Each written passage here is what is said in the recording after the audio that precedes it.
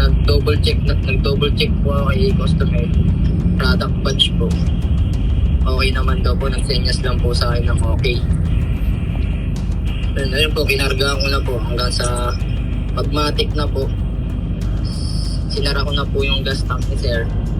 Pagkasara ko po, bigla na lang po tumakbo si customer.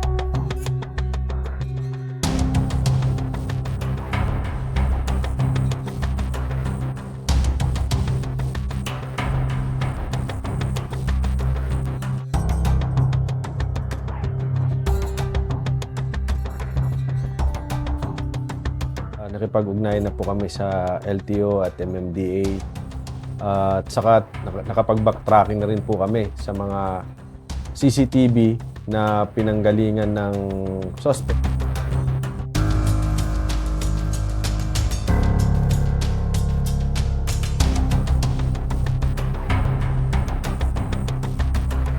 Pumirma po ako ng deduction letter po. Parang hirap po sir. May anak po kasi ako nagdedede, gagatas. Pati sobrang abala rin po sa istasyon namin sir.